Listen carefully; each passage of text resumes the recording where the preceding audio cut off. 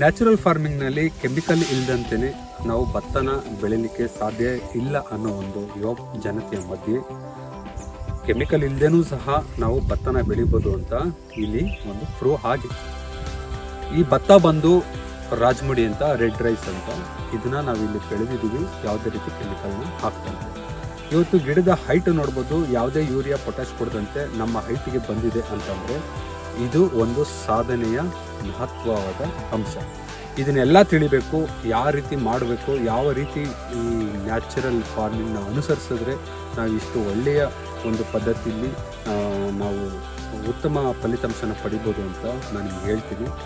ಅದ್ರ ಪ್ರಕಾರ ನೀವು ಯುವ ಜನತೆ ಅದನ್ನು ಅನುಸರಿಸಿದ್ರೆ ಗ್ಯಾರಂಟಿ ಒಳ್ಳೆ ಉತ್ತಮವಾದ ಭವಿಷ್ಯ. ಮೈಸೂರಿನ ರಾಜರುಗಳ ಕಾಲದಲ್ಲೇ ರಾಜಮುಡಿ ಹಕ್ಕಿನ ಬೆಳೆಯಲು ಶುರು ಮಾಡಿದರು ಹಾಗೂ ಆಹಾರ ಪದ್ಧತಿಯಲ್ಲಿ ಅದನ್ನ ಅನುಸರಿಸೋಕ್ಕೂ ಶುರು ಮಾಡಿದರು.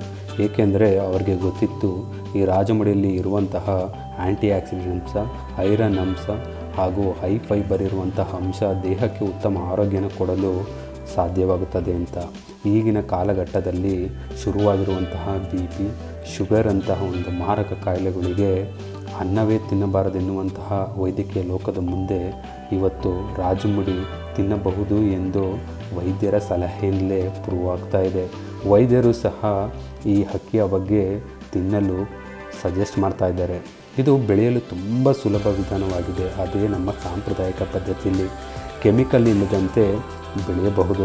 ಜೂನ್ ಜುಲೈ ಮಂತಿನಲ್ಲಿ ಬಿತ್ತನೆ ಕಾರ್ಯಕ್ರಮ ಮಾಡಿ ನಾಟಿ ಪದ್ಧತಿಯನ್ನು ಮುಗಿಸ್ಕೊಂಡ್ರೆ ಅದು ಬೆಳೆಯುವಾಗ ಜೀವಾಮೃತವನ್ನು ಕೊಟ್ಟು ಹಾಗೂ ಸಾಂಪ್ರದಾಯಿಕ ಪದ್ಧತಿಯನ್ನು ಅನುಸರಿಸಿದರೆ ಉತ್ತಮ ಇಳುವರಿನ ನಾವು ಪಡೆಯಬಹುದು. ನಮ್ಮ ಆರೋಗ್ಯ ನಮ್ಮ ಕೈಲಿದೆ, ಅದನ್ನು ಉಳಿಸ್ಕೊಳ್ಳೋದು ಬಿಡೋದು ನಮ್ಮ ಯುವ ಜನತೆ ಕೈಲಿದೆ. ಎಲ್ಲರೂ ಕೈ ಜೋಡಿಸಿ ಒಗ್ಗೂಡಿದರೆ ಯಾವುದೂ ಅಸಾಧ್ಯವಾಗುವುದು ಈ ಜಗತ್ತಿನಲ್ಲಿಲ್ಲ ಎನ್ನುವುದು ನಮ್ಮ ನಂಬಿಕೆ. ಯಾರೇ ಆಗಲಿ ಏನೇ ಆಗಲಿ ಕೆಮಿಕಲನ್ನು ಅವಾಯ್ಡ್ ಮಾಡಿ ಸಾಂಪ್ರದಾಯಿಕ ಕೃಷಿಗೆ ಪ್ರೋತ್ಸಾಹಿಸಿದರೆ ಹಾಗೂ ಸಾಂಪ್ರದಾಯಿಕ ಕೃಷಿಗೆ ಮರಳಿದರೆ ಎಲ್ಲವೂ ಸಾಧ್ಯ. ಹೆಚ್ಚಿನ ಮಾಹಿತಿಗೆ ದಯವಿಟ್ಟು ನಮ್ಮನ್ನು ಸಂಪರ್ಕಿಸಿದರೆ ನಾವು ನಿಮಗೆ ಸಲಹೆನ ನೀಡುತ್ತೇವೆ. ನಮಸ್ಕಾರ.